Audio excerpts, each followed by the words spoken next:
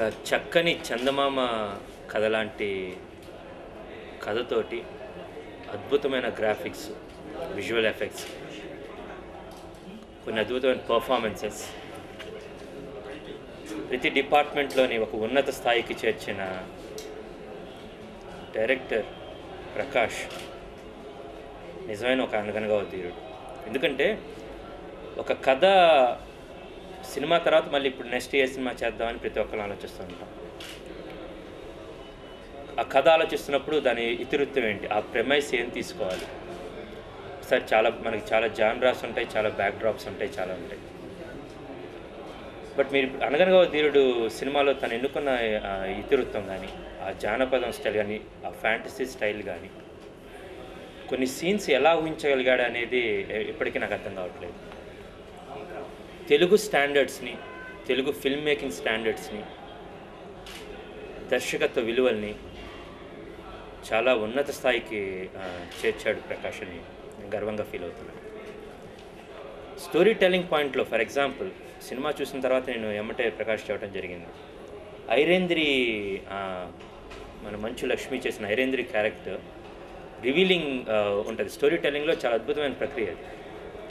ఐరేంద్రి ఎలా బయటకు వచ్చింది ఆ కన్నులో నుంచి, దాని తర్వాత తనకి ఫర్ ఎగ్జాంపుల్ లాస్ట్లో అగర్త అనగానే అగర్తలో తనకేం జరిగింది, ఈ అమ్మాయికి తనకి ఉన్న రిలేషన్ ఏంటి అనేది అతను బ్యాక్వర్డ్ ప్రాసెస్లో మన ఫస్ట్ ఐరేంద్రి రావటం, తన కోరిక, తన గోల్ చిరకాలం అలా ఉండాలనేది తన గోల్ ఒకటి అర్థమవుతుంది. అసలు ఇలా ఎందుకైంది, తన్ని అగర్త చివరిలో తన్ని ఆ చెట్టు కట్టేసి కాల్ చేయటం అనేది. And I have to appreciate on the details. Art డిపార్ట్మెంట్లో చూసుకుంటే చాలా చిన్నవి మనకి గమ్మత్తుగా తెలుస్తూ ఉంటాయి. దానికి చాలా అద్భుతమైన పరిశీలన శక్తి కావాలి, ఒక సృజనాత్మకత కావాలి.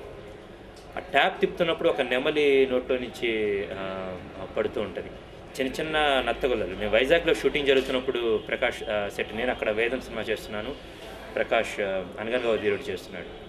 ఒక సముద్రం లోపల ఆ నత్తగొల్లలు సెట్, తన ప్రియా, ఆ అమ్మాయి ఆ జిప్సీ సెట్ అంతా చేయడం జరిగింది. ఒక మినీ సర్కస్ లాగా కల్పించింది. ఒక మినీ సర్కస్ అంటే మ్యాక్సిమం ఒక జైగాంటిక్ సర్కస్ లాగా ఆ చేసే వాళ్ళు ఒక పెద్ద ఊరిని క్రియేట్ చేశారన్నమాట. అది ఆశ్చర్యం వేసింది, అంత డీటెయిలింగ్ ఎలా చేయగలిగారనేది. లోపల తన అమ్మాయి ముత్యపు చెప్పలాగా అమ్మాయి బెడ్ గార్డ్ నుంచి కానీ చిన్న ఈవెన్ స్మాల్ డీటెయిల్స్. నేను ఇంకా స్నేక్ ఐరేంద్రి సెట్స్ కానీ ప్రతిదీ ఒక జైగాంటిక్ సెట్స్, ఒక అద్భుతమైన సెటప్స్తో తీసిన సినిమా ఇది. ప్రతి ఒక్కళ్ళు ఇప్పుడు అందరూ చిన్నపిల్లలు మా ఇంట్లో వచ్చేసిన తర్వాత my nieces and nephew they are playing. నేను ఐరేంద్రిని, నువ్వు యోధావి అని చెప్పి ప్లే చేసుకుంటున్నారు. సినిమా చూసి వచ్చిన తర్వాత ప్రకాష్ని అడిగారు, కింద కేఎఫ్సీలో వీఆర్ హ్యావింగ్ లంచ్, ప్రకాష్ మామ నెక్స్ట్ టైగర్ అని ఒక సినిమా తీయనమాట, don't stick to the film kids genre, you have to do bigger films.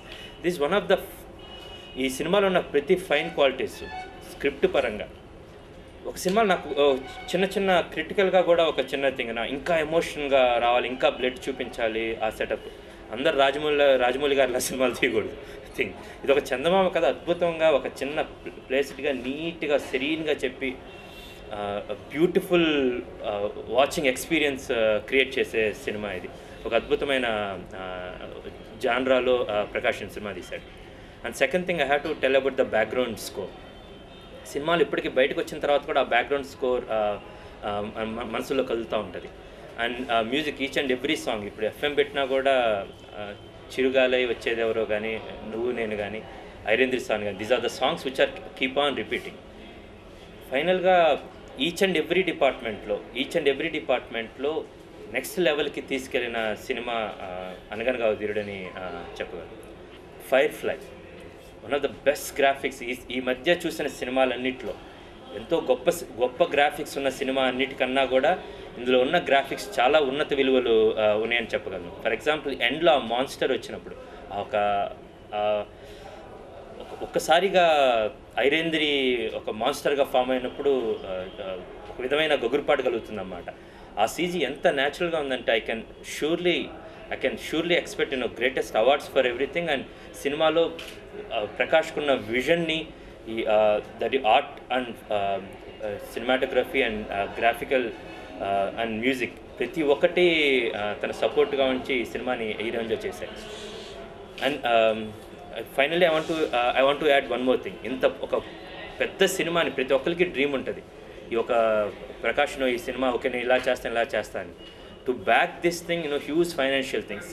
అనగనగా ఒక ధీరుడు అనేది తీసి పారేయలేని సినిమా. ఒక తెలుగు చలనచిత్ర మనం ఒక సెటప్ చెప్పుకుంటే బేసికల్గా ప్రతిదానికి ఒక స్టాండర్డ్ ఉంటుంది. ప్రతిదానికి అనగనగా ఒక ధీరుడు అనేది తనకున్న ఓన్ స్టాండర్డ్స్లో ఒక ఇంత గొప్ప బడ్జెట్ తోటి దాదాపు 32 కోట్ల బడ్జెట్ తోటి ఈ డిస్నీ వాళ్ళు ఫస్ట్ టైం రాఘవేంద్రరావు గారు సమర్పణలో ఈ సినిమా చేయటం అనేది అనగనగా ఒక ధీరుడు సినిమాకి తెలుగు ఇండస్ట్రీలో తప్పకుండా తన పేజ్ అంటూ తనకు ఉంటుంది. And I congratulate my friend and director Prakash for making such a beautiful venture. First of all అందరికీ థ్యాంక్స్ చెప్పాలండి. ఈ పిక్చర్ రిలీజ్ అయిన తర్వాత ద కైండ్ ఆఫ్ రెస్పాన్స్ చాలా అప్రిషియేట్ చేశారు, చాలా ప్రతి డిపార్ట్మెంట్ గురించి. అండ్ టెక్నీషియన్స్ అందరికీ థ్యాంక్స్ చెప్పాలి, ఆర్టిస్ట్ అందరికీ చెప్పాలి.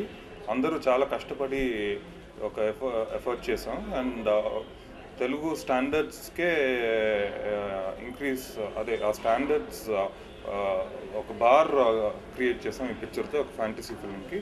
ఈ పిక్చర్కి చాలా ఫస్ట్స్ ఉన్నాయి. ఒకటి first production of Disney in South India.